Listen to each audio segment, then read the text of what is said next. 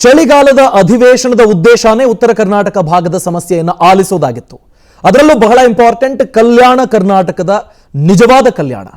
ಜನ ಬೀದಿಗಿಳಿದು ಕೇಳೋವರೆಗೆ ಸರ್ಕಾರ ಆ ಬಗ್ಗೆ ತಲೆ ಕೆಡಿಸಿಕೊಳ್ಳಲ್ಲ ಅಂತ ಅನಿಸುತ್ತೆ.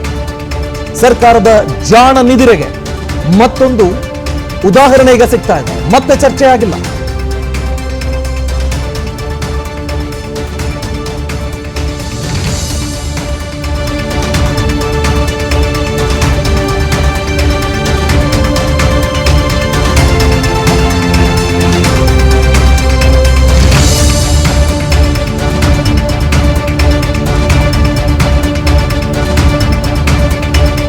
ಕಲ್ಯಾಣ ಕರ್ನಾಟಕದ ಸಮಗ್ರ ಅಭಿವೃದ್ಧಿ ಪ್ರಶ್ನೆ ಮತ್ತೆ ಮುನ್ನೆಲೆಗೆ ಬಂದಿದೆ. ಅದು ಕೊನೆ ಸಂದರ್ಭದಲ್ಲಿ.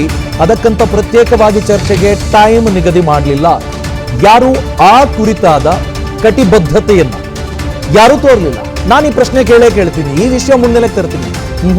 ಯಾವ ಜನಪ್ರತಿನಿಧಿನೂ ಆ ಜವಾಬ್ದಾರಿ ಮೆರೆಯಲೇ ಇಲ್ಲ. ಬಳ್ಳಾರಿ, ವಿಜಯನಗರ, ಕೊಪ್ಪಳ, ಕಲಬುರಗಿ, ಬೀದರ್, ರಾಯಚೂರು, ಯಾದಗಿರಿ ಇದರ ಅಭಿವೃದ್ಧಿಗೆ ಅಂತ ಇಟ್ಟಿದ್ದ ಹಣ ಇತ್ತಲ್ಲ 2023-24 ಸಾಲಿನ ಕಾಮಗಾರಿಗಳಿಗೆ ಡಿಸೆಂಬರ್ನಲ್ಲಿ ಅನುಮೋದನೆ ಸಿಕ್ಕಿದೆ.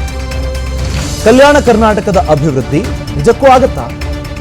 ಮಾಡಬಹುದಾದ ಆ ಬದ್ಧತೆಯನ್ನು ತೋರ್ತಾ ಇದ್ದಾರೆ ಜನಪ್ರತಿನಿಧಿಗಳು, ಸರ್ಕಾರ? ಇಲ್ಲ ಅನ್ನೋ ಉತ್ತರ ಸಿಗುತ್ತೆ. ಯಾಕಂದ್ರೆ ಮತ್ತೆ ಹೈ ಡ್ರಾಮಾ ಸೃಷ್ಟಿ ಮಾಡ್ತಿದ್ದಾರೆ. ಯಾವಾಗ? ಅಧಿವೇಶನ ಮುಗಿಯೋ ಸಂದರ್ಭ. ಮತ್ತೆ ಕಚ್ಚಾಟಕ್ಕೆ, ಬಿಲ್ಗಳನ್ನು ಪಾಸ್ ಮಾಡ್ಕೊಳ್ಳೋದಕ್ಕೆ, ತಮ್ಮ ನ್ಯೂನ್ಯತೆಗಳನ್ನು ಮುಚ್ಚಿಕೊಳ್ಳೋದಕ್ಕೆ ಏನಾದರೂ ಒಂದು ಬೇಕಲ್ಲ, ಅದನ್ನೇ ಮಾಡ್ತಿದ್ದಾರೆ ಮತ್ತೆ. ಇವರುಗಳು ಘೋಷಣೆ ಮಾಡ್ತಾರೆ, ಹಣವನ್ನು ಅಲೋಕೇಟ್ ಮಾಡ್ತಾರೆ, ಆದರೆ ಅದರ ಬಳಕೆ ಆಗೋದಿಲ್ಲ. ಬಳಕೆ ಆಗೋದಕ್ಕೆ ಒಂದು ಟೈಮ್ ಲಿಮಿಟ್ ಅಂತ ಬೇಕಲ್ವಾ? ಈಗ ಫಾರ್ ಎಕ್ಸಾಂಪಲ್ 2024 ಮೇ ಒಳಗಾಗಿ ಇಷ್ಟು ಕೋಟಿ ನಾವು ಖರ್ಚು ಮಾಡ್ತೀವಿ, ಈ ಥರದ ಕಟಿಬದ್ಧತೆಯನ್ನು ಯಾವುದಾದ್ರೂ ಸರ್ಕಾರ ಘೋಷಣೆ ಮಾಡೋದಕ್ಕೆ ಸಾಧ್ಯ ಆಗಿದೆ, ಇಂಪ್ಲಿಮೆಂಟ್ ಮಾಡೋದಕ್ಕೆ ಸಾಧ್ಯ ಆಗಿದೆಯಾ? ಈ ಪ್ರಶ್ನೆಯನ್ನು ನಾವು ಕೇಳ್ಕೊಳ್ಬೇಕಾಗುತ್ತೆ. ಅದಕ್ಕೆ ಸಂಬಂಧಪಟ್ಟ ಬಹಳ ಇಂಪಾರ್ಟೆಂಟ್ ಬ್ರೇಕಿಂಗ್ ಅನ್ನು ನಿಮ್ಮ ಮುಂದೆ ನಾವು 3,000 ಕೋಟಿ ಹಣಕಾಸು ಅವಧಿ ಅಂತ್ಯದ ಸಂದರ್ಭದಲ್ಲಿ 3,000 ಕೋಟಿ ರೂಪಾಯಿ ಕಾಮಗಾರಿಗೆ ಡಿಸೆಂಬರ್ನಲ್ಲಿ ಈಗ ಸಮ್ಮತಿ ಕೊಟ್ಟಿದ್ದಾರೆ. ಯಾವಾಗ ಖರ್ಚು ಮಾಡಬೇಕು?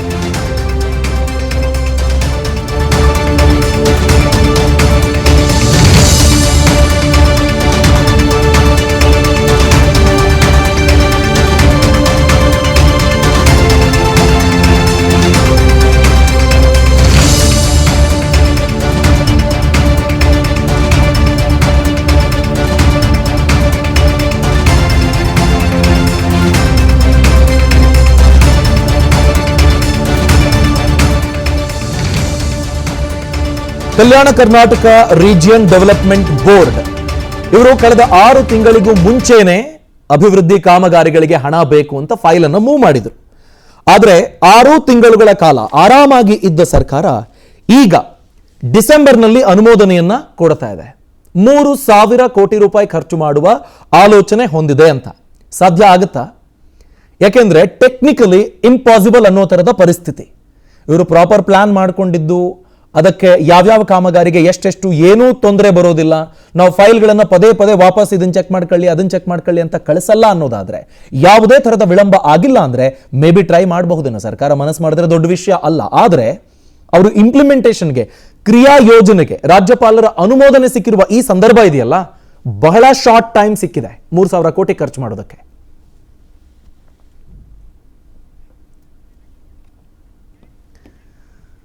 ಹಾಗಾದ್ರೆ ಜನ ಪ್ರಶ್ನೆ ಮಾಡಬಹುದು, 3,000 ಕೋಟಿ ಅನುದಾನ ಕೊಡೋದಕ್ಕೆ ಮುಂದಾಗ್ತಿದ್ದಾರಲ್ಲ, ಇದರಲ್ಲಿ ತಪ್ಪೇನು ಅಂತ. ಆದ್ರೆ ಟೈಮ್ ಇಲ್ಲ. ಟೈಮ್ ಒಳಗಡೆ ಖರ್ಚು ಮಾಡಿಲ್ಲ ಅಂದ್ರೆ ಆ ಫಿನಾನ್ಷಿಯಲ್ ಇಯರ್ ಅನ್ನ ಒಳಗಾಗಿ ವಾಪಸ್ ಖಜಾನೆಗೆ ಹೋಗುತ್ತದೆ, ಬಳಸಿಲ್ಲ ಅಂತಂದ್ರೆ. ಸೊ ಹಾಗಾಗಿ ಇದು ಕಲ್ಯಾಣ ಕರ್ನಾಟಕದ ಭಾಗಕ್ಕೆ ಬೆಣ್ಣೆ ಅಲ್ಲ, ಸುಣ್ಣ ಅಂತ. ಇದರಿಂದ ಏನೋ ಅಭ್ಯುದಯ ಆಗೋದಿಲ್ಲ, ಹಾನಿ ಆಗುತ್ತೆ ಅಂತ.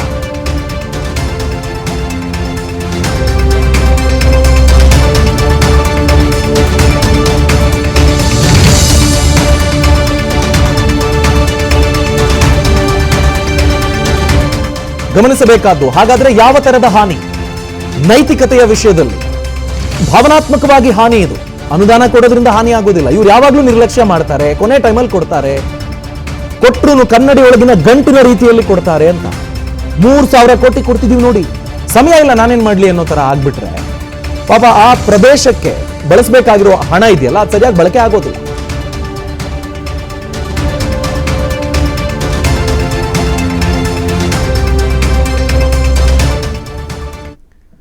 ಈ 3,000 ಕೋಟಿ 7 ಜಿಲ್ಲೆಗಳು ಕಲ್ಯಾಣ ಕರ್ನಾಟಕ ಭಾಗದ್ದು ಅವರು ಬಳಸಿಕೊಳ್ಳೋದಕ್ಕೆ ಸಾಧ್ಯ ಇಲ್ಲ. ಅದು ಪರಿಸ್ಥಿತಿ. ಕನ್ನಡ ಒಳಗಿನ ಗಂಟು ಅಂತ ಹೇಳಿದ್ದು ಅದೇ ಕಾರಣಕ್ಕಾಗಿ. ಹೆಸರಲ್ಲಿರುವ ಕಲ್ಯಾಣ ರಾಜಕಾರಣಿಗಳ ಸರ್ಕಾರದ ಮಾತಿನಲ್ಲಿ ಇಲ್ಲ, ಅವರ ದೃಷ್ಟಿಕೋನದಲ್ಲಿ, ಅವರ ಯೋಚನೆಗಳಲ್ಲಿ, ಅವರಿಡ್ತಿರುವ ಹೆಜ್ಜೆಗಳಲ್ಲಿ ಆ ಕಲ್ಯಾಣ ಕಾಣ್ತಾ ಇಲ್ಲ ಅನ್ನೋದು ಆರೋಪ.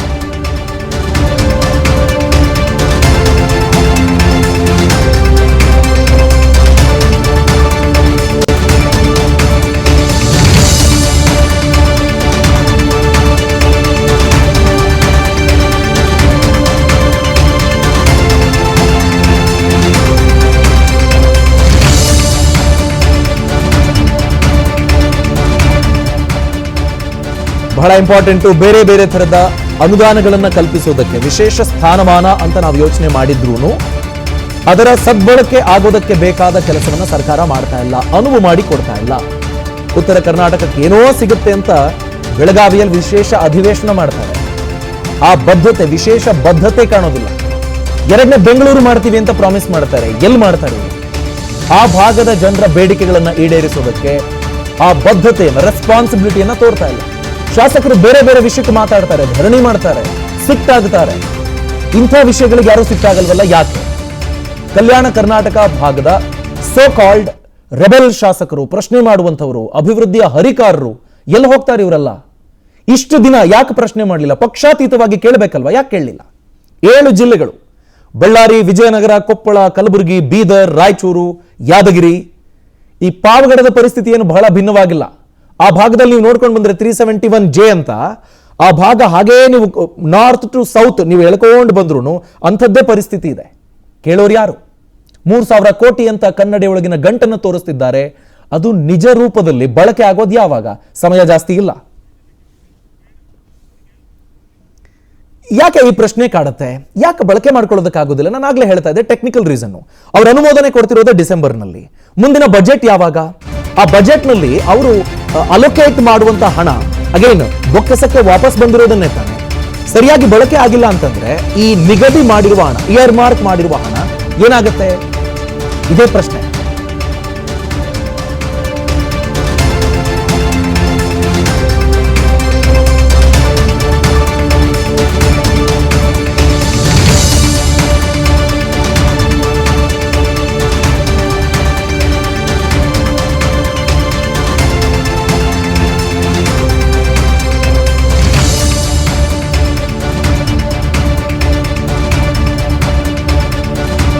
ಇನ್ನು 3 ತಿಂಗಳಲ್ಲಿ 3,000 ಕೋಟಿ ಅನುದಾನವನ್ನ ಅಭಿವೃದ್ಧಿಗೆ KKRDB ಖರ್ಚು ಮಾಡೋದಕ್ಕೆ ಸಾಧ್ಯನಾ?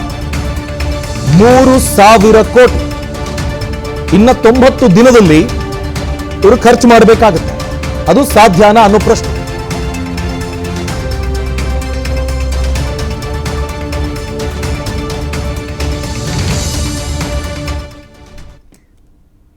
ಈ ಬಗ್ಗೆ ಇನ್ನಷ್ಟು ಮಾಹಿತಿ ಪಡ್ಕೊಳ್ಳೋಣ. ನಮ್ಮ political bureau head Maruti Pavagada ನೇರ ಸಂಪರ್ಕದಲ್ಲಿ ಜಾಯ್ನ್ ಆಗ್ತಿದ್ದಾರೆ. ಮಾರುತಿ, ಡೆಫಿನೆಟ್ಲಿ ಇದು ಕನ್ನಡಿ ಒಳಗಿನ ಗಂಟು. ಇನ್ನ 90 ದಿನದಲ್ಲಿ ಇವರು 3,000 ಕೋಟಿ ಖರ್ಚು ಮಾಡಬೇಕು. ಪ್ರತಿ ದಿನಕ್ಕೆ 33.5 ಕೋಟಿ ಬರುತ್ತೆ ಅಂದಾಜು. ಅಂಥ ಪ್ಲಾನ್ ಇದೆಯಾ ಸರ್ಕಾರದ್ದು, ಅಥವಾ ಸುಮ್ಮನೆ ಮೂಗಿಗೆ ತುಪ್ಪ ಸವರೋ ಕೆಲಸವನ್ನ ಯಥಾವತ್ತು ಯಾವುದೇ ತರ ಸಮಸ್ಯೆ ಆಗದಂತೆ ಇಲ್ಲಿ ಇಂಪ್ಲಿಮೆಂಟ್ ಮಾಡಿದ್ದಾರೆ ಅನ್ಬಹುದಾ ಮಾರುತಿ? ಅಭಿಷೇಕ್, KKRDB ಅಂದರೆ ಕಲ್ಯಾಣ ಕರ್ನಾಟಕ ಅಂತ 371J ಬಂದ ಬಳಿಕ ಈ 6 ಜಿಲ್ಲೆಗಳು ಕೂಡ ಹೆಚ್ಚು ಅನುದಾನ ಕೊಡುವಂಥದ್ದು ಹಾಗೂ KKRDB ರಚನೆ ಆದ ಬಳಿಕ, ಮಂಡಳಿ ರಚನೆ ಆದ ಬಳಿಕ ಅದಕ್ಕೆ ಕಾಲಕಾಲಕ್ಕೆ ತಕ್ಕಂತೆ ಅನುದಾನ ಬಿಡುಗಡೆ ಮಾಡುವಂತಹ ಒಂದು ಕೆಲಸ ರಾಜ್ಯ ಸರ್ಕಾರ ಮಾಡಬೇಕಾಗಿತ್ತು. ಈ ಬಾರಿ 2023 ಮತ್ತು 24ರ ವಾರ್ಷಿಕ ವರ್ಷದಲ್ಲಿ ಅನುದಾನ ಬಿಡುಗಡೆ ಮಾಡುವಂಥ ಒಂದು ವಿಚಾರದಲ್ಲಿ ಸರ್ಕಾರ ಎಲ್ಲೋ ಒಂದು ಕಡೆ ಎಡವಟ್ಟು ಮಾಡಿಕೊಂಡಂತೆ ಕಾಣಿಸ್ತಾ ಇದೆ. ಕಳೆದ 3 ತಿಂಗಳ ಹಿಂದೆ ಅಷ್ಟೇ ರಾಜ್ಯಪಾಲರಿಗೆ ಅನುಮೋದನೆ ಕೊಡುವಂತೆ ಕೋರಿ ಪತ್ರ ಸುಮಾರು 3,000 ಕೋಟಿ ರೂಪಾಯಿಗಳ ಇದಕ್ಕೆ ಅನುಮೋದನೆ ಕೊಡುವಂತೆ ಕೋರಿ ಮನವಿಯನ್ನು ಕೂಡ ಮಾಡಿಕೊಂಡಿದ್ರು. ಆದರೆ ಕಾರಣಾಂತರಗಳಿಂದ ರಾಜ್ಯ ಸರ್ಕಾರ ಮತ್ತು ರಾಜ್ಯಪಾಲರ ನಡುವೆ ಇದ್ದಂತಹ ಸಂವಹನದ ಕೊರತೆಯಿಂದಾಗಿ ಕಳೆದ 3 ತಿಂಗಳಿಂದಲೂ ಕೂಡ ಈ ಫೈಲ್ ನೆನಗುದಿಗೆ ಬಿದ್ದಿತ್ತು ಅಂತ. ಅಂದರೆ ಕಲ್ಯಾಣ ಕರ್ನಾಟಕ ಭಾಗದಲ್ಲಿ ಬರುವಂತಹ ಬಳ್ಳಾರಿ ಆಗಿರ್ಬೋದು, ರಾಯಚೂರು ಆಗಿರ್ಬೋದು, ವಿಜಯನಗರ ಆಗಿರ್ಬೋದು, ಕೊಪ್ಪಳ ಆಗಿರ್ಬೋದು, ಕಲಬುರಗಿ ಆಗಿರ್ಬೋದು, ಬೀದರ್ ಆಗಿರ್ಬೋದು, ಈ ಜಿಲ್ಲೆಗಳಲ್ಲಿ ಮೂಲಭೂತ ಸೌಲಭ್ಯಗಳ ಸೇರಿದಂತೆ ಬೇರೆ ಬೇರೆ ಯೋಜನೆಗಳಿಗೆ ಬಳಕೆ ಮಾಡಿಕೊಳ್ಳಬೇಕಾಗಿರುವಂತಹ ಈ KKRDB ಫಂಡ್ ವಿಚಾರದಲ್ಲಿ ಎಲ್ಲೋ ಒಂದು ಕಡೆ ಸರ್ಕಾರ ಎಡವಟ್ಟು ಮಾಡಿರುವಂಥದ್ದು ಸ್ಪಷ್ಟವಾಗಿ ಗೊತ್ತಾಗ್ತಾ ಇದೆ. ಈಗ ಇವತ್ತು ರಾಜ್ಯಪಾಲರಿಂದ ಅನುಮೋದನೆ ಸಿಕ್ಕಿರೋದ್ರಿಂದ ಇನ್ನು ಕೇವಲ ಇರುವಂಥದ್ದು 3 ತಿಂಗಳಷ್ಟೇ, ಅಂದರೆ 2024 ಫೆಬ್ರವರಿಯಲ್ಲಿ ಬಜೆಟ್ ಮನ್ನಣೆ ಆಗುತ್ತೆ. ಹೀಗಾಗಿ ಕೇವಲ ಇನ್ನು ಇರುವಂತಹ 2-3 ತಿಂಗಳಲ್ಲಿ ಏನು ಕೆಲಸಗಳು ಮಾಡೋದಕ್ಕೆ ಆಗುತ್ತೆ, ಯಾವುದಾದ್ರೂ ಯೋಜನೆಯನ್ನು ಮಾಡಬೇಕು ಅನ್ನೋದಾದರೆ, ಯಾವುದಾದ್ರೂ ಕೆಲಸವನ್ನು ಕೈಗೆತ್ತಿಕೊಳ್ಳಬೇಕಾ ಅನ್ನೋದಾದರೆ ಟೆಂಡರ್ ಕರೆಯೋದ್ರಿಂದ ಹಿಡಿದು ಎಲ್ಲವೂ ಕೂಡ ಕೆಲಸ ಮಾಡೋದಕ್ಕೆ ಭಾಳಷ್ಟು ತೊಂದರೆಗಳು ಆಗ್ತವೆ ಅನ್ನುವಂಥ ಒಂದು ಆಕ್ಷೇಪ ಮತ್ತು ಅಸಮಾಧಾನ ಅಲ್ಲಿನ ಜನರಿಂದ ಕೇಳಿಬರ್ತಾ ಇರುವಂಥದ್ದು. ಇದು ಒಂದು ಕಡೆ. ಮತ್ತೊಂದು ಕಡೆ ಬೆಳಗಾವಿಯಲ್ಲಿ ಅಧಿವೇಶನ ನಡೀತಾ ಇದೆ. ಇಲ್ಲಿ ಉತ್ತರ ಕರ್ನಾಟಕ ಮತ್ತು ಕಲ್ಯಾಣ ಕರ್ನಾಟಕದ ಬಗ್ಗೆ ಹೆಚ್ಚು ಚರ್ಚೆ ಮಾಡ್ತಾ ಇರುವಂಥದ್ದು. ಆದರೆ ಬಹುಸಂಖ್ಯಾತರಿರುವಂತಹ ಕಲ್ಯಾಣ ಕರ್ನಾಟಕ ಮತ್ತು ಉತ್ತರ ಕರ್ನಾಟಕದ ಭಾಗದ ಶಾಸಕರು ಈ ಕಡೆ ಆಗ್ತಾ ಇರುವಂತಹ ಸಮಸ್ಯೆಗಳ ಬಗ್ಗೆ ಹೆಚ್ಚಾಗಿ ಚರ್ಚೆಯಲ್ಲಿ ಪಾಲ್ಗೊಳ್ತಾ ಇಲ್ಲ ಅನ್ನುವಂಥದ್ದು. ಜೊತೆಗೆ ಈ KKRDB ಫಂಡ್ ಆಗಿರ್ಬೋದು, ಇನ್ನಿತರ ವಿಚಾರಗಳಿಗೆ ಸಂಬಂಧಪಟ್ಟಂತೆ ಕಲ್ಯಾಣ ಕರ್ನಾಟಕ ಭಾಗದ ಶಾಸಕರು ಈ ಬಾರಿ ಅಷ್ಟು ದೊಡ್ಡ ಮಟ್ಟದ ಧ್ವನಿ ಸರ್ಕಾರಕ್ಕೆ ಬಿಸಿ ಮುಟ್ಟಿಸುವಂತಹ ಒಂದು ರೀತಿಯಲ್ಲಿ ಎಚ್ಚರಿಸಲಿಲ್ಲ. ಈಗಲೂ ಕೂಡ ಮುಖ್ಯಮಂತ್ರಿ ಸಿದ್ದರಾಮಯ್ಯ ಅವರು ಉತ್ತರ ಕರ್ನಾಟಕ ಭಾಗಕ್ಕೆ ಆದಂತಹ ಅನ್ಯಾಯಕ್ಕೆ ಸಂಬಂಧಪಟ್ಟಂತೆ ಉತ್ತರ ಕೊಡುವಂಥ ಒಂದು ಸಂದರ್ಭದಲ್ಲೂ ಕೂಡ ಕಲ್ಯಾಣ ಕರ್ನಾಟಕಕ್ಕೆ ನಾವು ಬಂದ ಮೇಲೆ ಏನೆಲ್ಲ ಮಾಡಿದ್ವಿ, ಎಷ್ಟು ಅನುದಾನವನ್ನು ಬಿಡುಗಡೆ ಮಾಡಿದ್ವಿ ಅನ್ನುವಂಥದ್ದನ್ನು ಅಂಕಿಅಂಶಗಳ ಸಮೇತ ಹೇಳಿದರು. ಆ ಸಂದರ್ಭದಲ್ಲಿ ಈಶ್ವರ್ ಖಂಡ್ರೆ ಸೇರಿದಂತೆ ಬಹುತೇಕ ಕಲ್ಯಾಣ ಕರ್ನಾಟಕದ 6 ಜಿಲ್ಲೆಗಳ ಜನಪ್ರತಿನಿಧಿಗಳು ಕೂಡ ಮುಖ್ಯಮಂತ್ರಿ ಸಿದ್ದರಾಮಯ್ಯ ಅವರ ಮಾತಿಗೆ ಎಲ್ಲರೂ ಕೂಡ ಟೇಬಲ್ ಕುಟ್ಟುವಂಥ ಒಂದು ಕೆಲಸ ಮಾಡಿದ್ರು. ಅಂದರೆ ಒಂದು ಕಡೆ ಇವತ್ತು ರಾಜ್ಯಪಾಲರಿಂದ ಆ 3,000 ಕೋಟಿಗೆ ಅನುಮೋದನೆ ಸಿಕ್ಕಿದೆ, ಮತ್ತೊಂದು ಕಡೆ ಜನಪ್ರತಿನಿಧಿಗಳು ಈ ಬಗ್ಗೆ ಹೆಚ್ಚು ಮಾತಾಡ್ತಾ ಇಲ್ಲ. ಕೇವಲ ಇವತ್ತು ಮುಖ್ಯಮಂತ್ರಿಗಳು ಭಾಷಣ ಮಾಡಿದಂಥ ಒಂದು ಸಂದರ್ಭದಲ್ಲಿ ಹೌದು ನೀವೆಲ್ಲ ಅನುದಾನವನ್ನು ಬಿಡುಗಡೆ ಮಾಡಿದ್ದೀರಾ ಅಂತಾರೆ.